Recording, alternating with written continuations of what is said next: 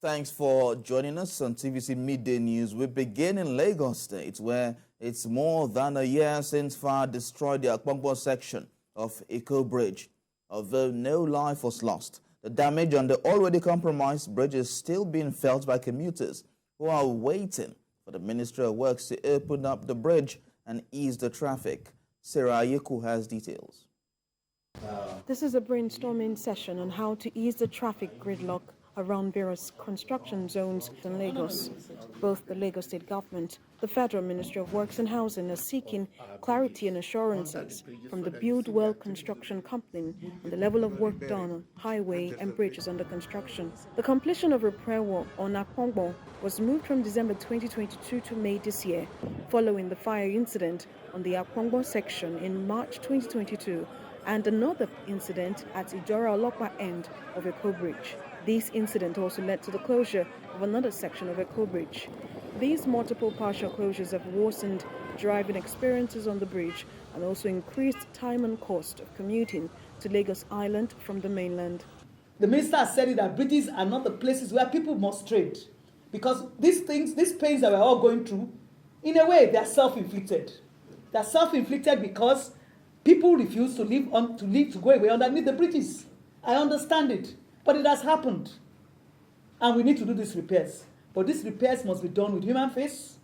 The timelines must be known, and then we can then begin to plan how we're going to come out of all of this.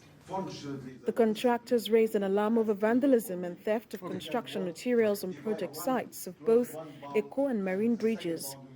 Measures to protect the materials have also led to delays in getting some components to sites. Eco Bridge and Marine Bridge. Those two bridges were built in the 60s.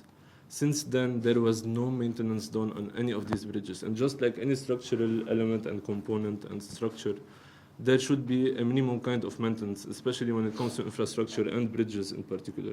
This will not also be the only time we close Marine Bridge. Let this be clear, okay?